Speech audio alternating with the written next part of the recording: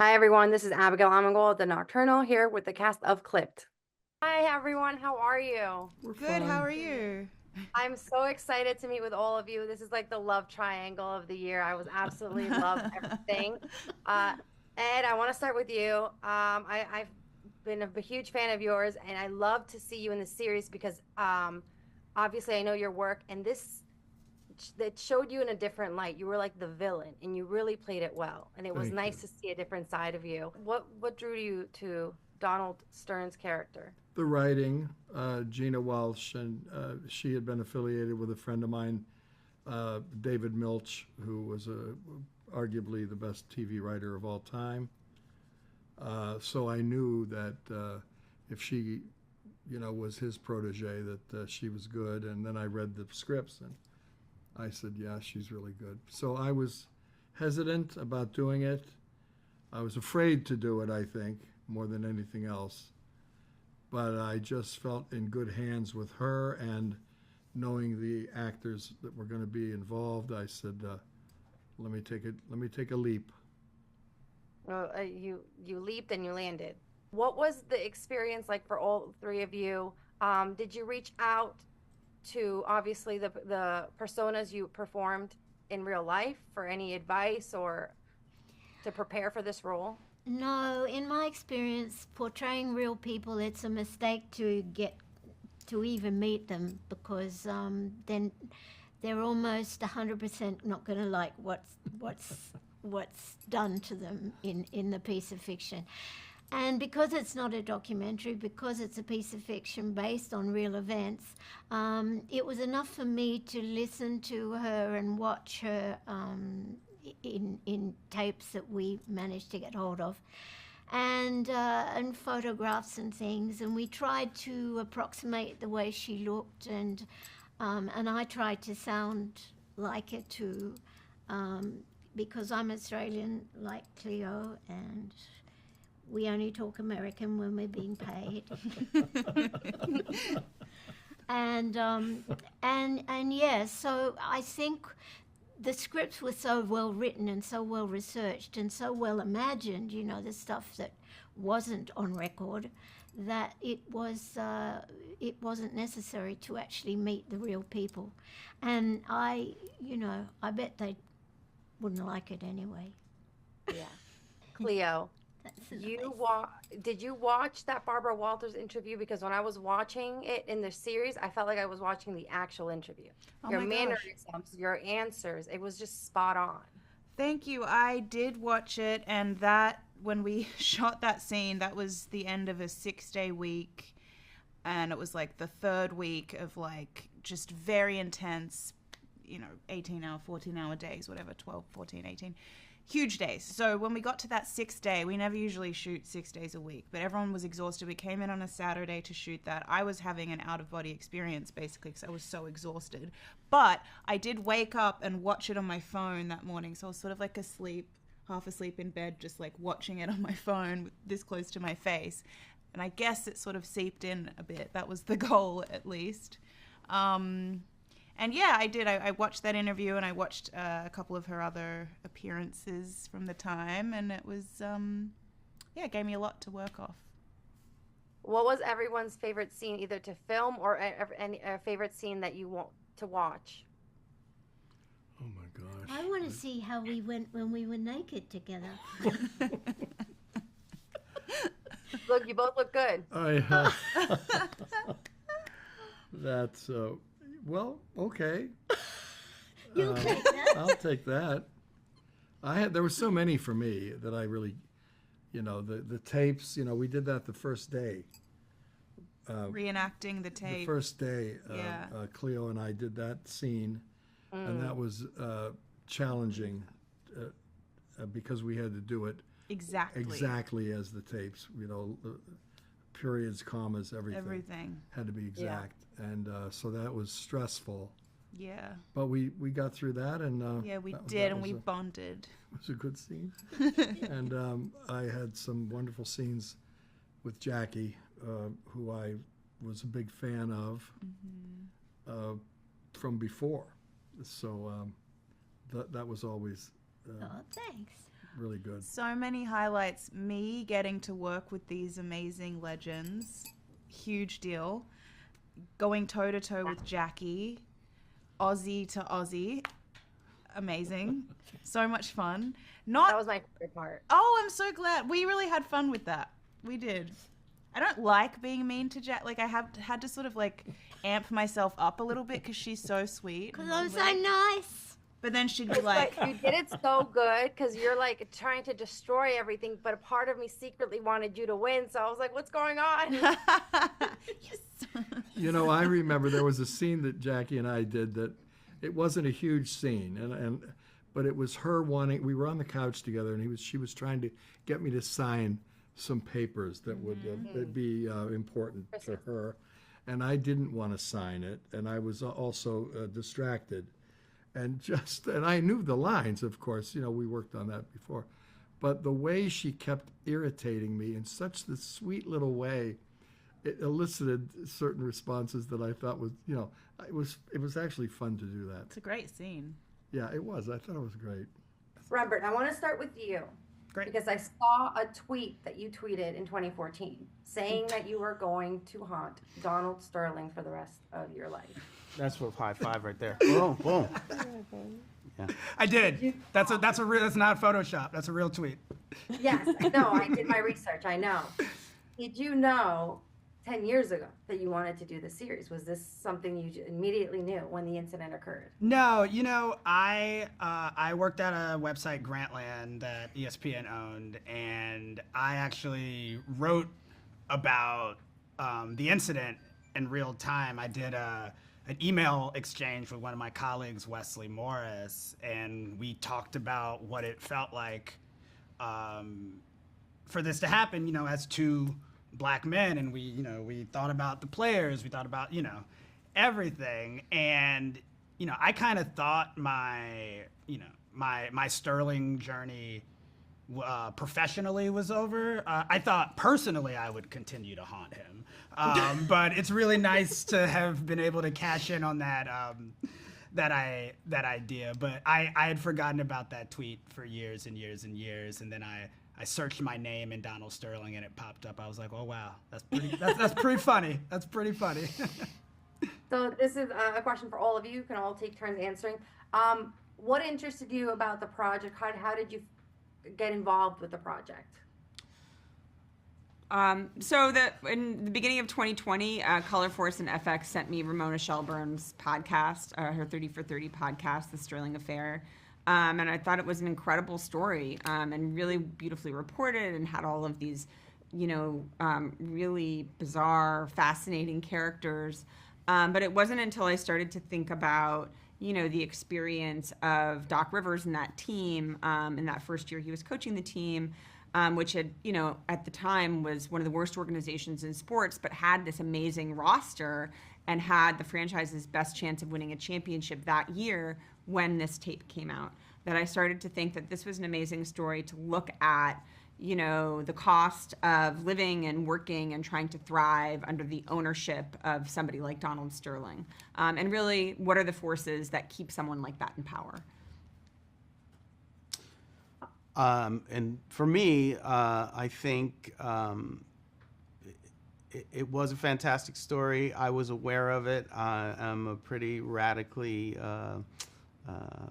aggressive person when it comes to bigotry, so it's part of my life and something that I'm always fighting. So this looked like a great opportunity to tell this story.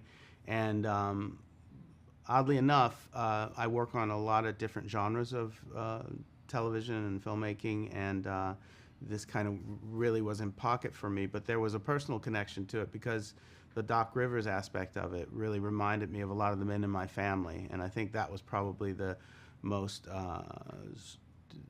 the strongest connective tissue for me in regards to getting involved in telling this story. Did you any of you speak to the players, to Doc Rivers, or maybe did Donald Sterling himself reach out trying to shut down production? No, we didn't have that experience. Yeah, we had access to sort of the extensive reporting that Ramona Shelburne had done for the podcast, and then we did some additional reporting before the writers' room. And Doc Rivers made himself available to do some interviews, and then was also available through production when we needed to call and say, like, what were you driving in 2013? And then Matt Barnes, who had been a player during the Lob City era, he also became a consultant on the show and had a look at the scripts for us. So we tried to contact as many people as we could to make sure that we were, we had all the points of view represented. What is everyone's favorite scene? Oh my God. What a great question. That's a great question. I can't go first. Kevin, what's your favorite scene? I gotta go first. Yeah.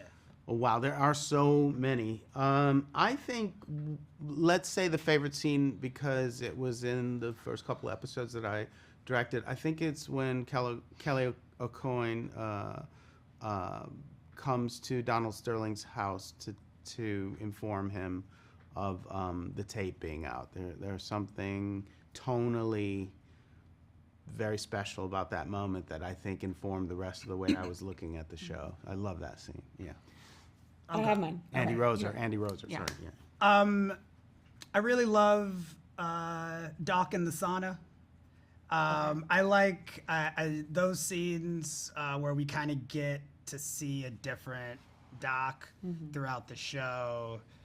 The idea of someone like Doc, like really needing a confidant, someone to unpack all these things going around in his head. Just being on set for those scenes really, I had to like pinch myself a little bit. Yeah, it was pretty special. It was really special. I think my favorite scene is the confrontation between Doc and Shelly in the finale, in part because it's just this delightful performance from Laurence where you start to feel him let go a little bit and enjoy it. And I'm going to cheat and say that my other favorite scene is the scene between Andy and Elgin Baylor at the end of 4, which is, it's an act-length scene, and the performances between those two actors and the way Kevin directed it is, I just think it is one of the finest pieces of work in the show. Yeah, all involved love that scene. I think that is really like a real important scene in the whole of the show, and everyone knew. There's a moment on set where the crew will sit around to watch the theater when you're working with really great writing and a great show and a great concept. And there's a posture that they take where it's like, why are all these people? Usually they're on their phone and it's just about lighting or makeup and they don't care. But when there's something important happening, Guy Boomop's standing there listening. Everyone's listening because they might see something they'll never see again. Because when you shoot it, it's not going to be the same. So you don't want to miss this moment. It's a theatrical moment that only exists in a rehearsal. And I think that scene kind of had that vibe. The first time we put it up, we were like, whoa. And they were word perfect. And they talked about how easy it was to learn it because it was so good. So, yeah, that's a really important scene, I think. Yeah. Hi, Abigail. How are you? Good. Hi, Laurence. It's such an honor to speak with you. How are you? Well, thank you. First, I want to say I thought you did an amazing job. I absolutely loved you in this series. It's no secret you're a very talented actor, but I thought you did this role justice. You played Doc Rivers in the series. Did you get to speak to Doc in real life to prepare for this role?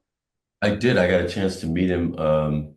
I wasn't aware of who he was, honestly, because I'm not a sports fan. But it turned out that we had some mutual friends and they put us together. We talked on the phone a little bit, and I invited him to a Labor Day party at my house, and he came, and he was very charming, very nice. And then another one of my guests was a man named Wynton Marsalis, who's a great American musician, composer, basketball fan, huge sports fan. And the two of them got into a heated debate about the late Bill Russell. And they were talking about whether or not he was the greatest who ever played the game. And so it was very interesting for me to watch them. They went at it for about 2 hours. And they were quoting stats and history and games and moments within games. And it was fascinating. And it allowed me to observe Doc Rivers talking passionately about the game that he loves, that he has spent most of his life playing. It was his life's ambition to become a professional basketball player.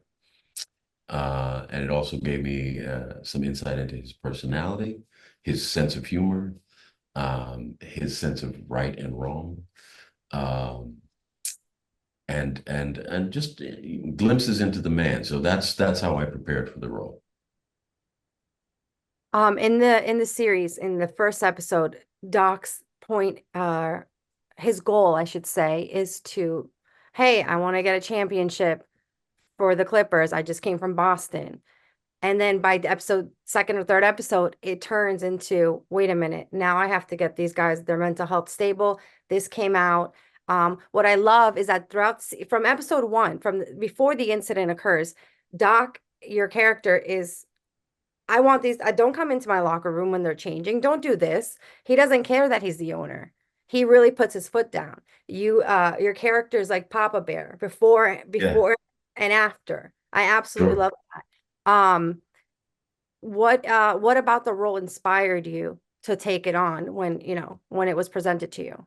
Well, it was so much in the writing. The story is a fascinating story, and because it's a true story, all the players in the story are real people. And it was written so well. It was written so intelligently, with so much humanity, with so much complexity and nuance and balance and humor, that it just spoke to me as an actor. It was a way in which something I could really sink my teeth into, and to work with great people like Ed O'Neill and Cleopatra Coleman and the rest of the cast. I mean, it was just very inspiring to be able to tell such a human story that has all of these interesting, timely issues running through it. So we have the intersection of race and sport and sex and wealth and privilege and disadvantage and the social media and its influence, both good and bad. It was just fraught with all of this wonderful human stuff. So that's what made me want to be a part of this. So Ramona, you are the executive producer behind this show. I watched all 6 episodes, absolutely loved it. How did you jump on board? Well, I started this back in 2014 as the reporter from ESPN covering the story. And it always just felt like it should be something bigger, right? I felt like I was living in a movie or a mini series. It's all these like deliciously weird, absurd characters and the storylines, and they were just right there for you. And so I wrote stories at the time, right? I covered it in real time. I did a couple of magazine stories for ESPN the magazine. I did all the news stories at the time, and then in 2019. We came out with the Sterling Affairs, which was the 5-part narrative podcast that the story is really based on. And so I felt like at the time, it used to be that reporters would, if you covered a story like this, that was so fun and there were so many characters, and it was like an international news story, and it felt like there were so many themes and everything involved. You used to write a book, but back in 2019, and I have a background in radio. I like to tell stories that way, and I love podcasts, right? I listen to Slow Burn. I listen to all the different great 30 for 30 podcasts. And so I said, what if we did it as a podcast, like a documentary narrative style podcast? And I felt like it lended itself really well to that format, although it was obviously hard to get everyone to do all these interviews. But I wanted to elevate the story in the way that it felt at the time that you could capture in real time, to put all of it together into one cohesive narrative, right? There was just too many angles and ways to get into it. And so I had a pretty good idea when I did the podcast, like this would make a great scripted series, this would make a great movie or a limited series or whatever it is, because I love People versus OJ. I love, the Versace story that Color Force also did. And I always thought about, man, if you did this as a movie, who'd play Doc Rivers, who'd play Adam Silver, right? Who'd play Jacki, who'd play Shelly Sterling, right?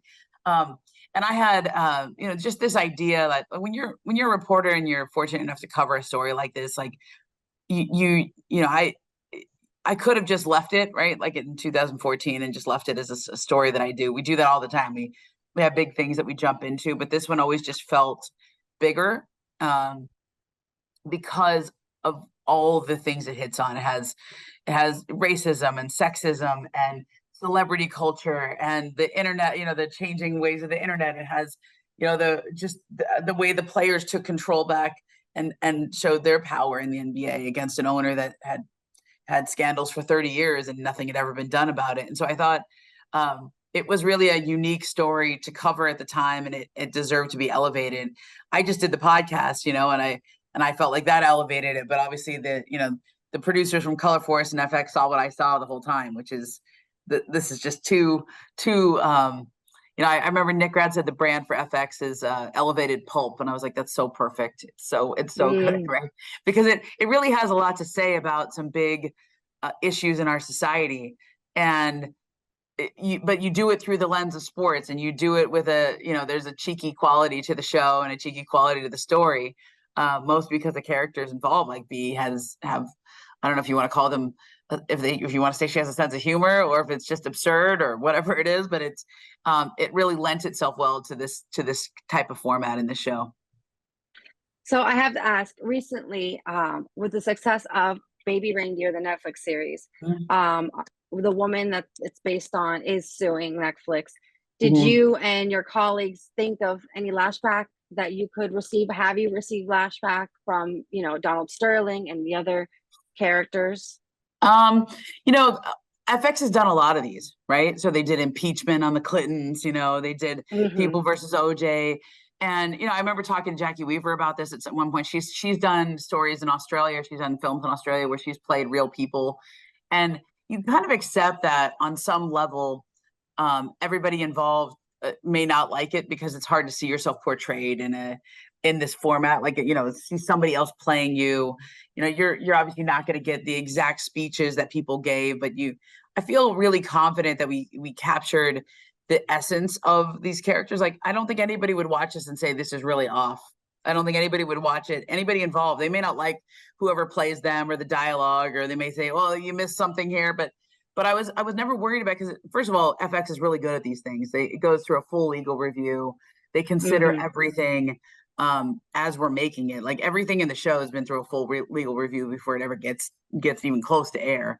I didn't feel nervous about it, in the sense that everybody did the podcast, right? Most of the people who are in this show participated in the podcast and gave interviews, and so these are public figures. A lot of this happened in the public domain, and there's a fair use story that comes out with anything that's a big scandal like this, a big story like this. And so even the sort of minor characters that may not be considered true celebrities or public figures, like they become considered public figures because of their role in a scandal like this, in a story like this of international repute. And so I think legally it's fine. And I also felt fine because we really went out of our way with the research, like, both for the podcast and for the show. Like, it is meticulously researched. And so I people may not like certain things about it, the real people involved, but I feel really, really good about how much work went into getting it right.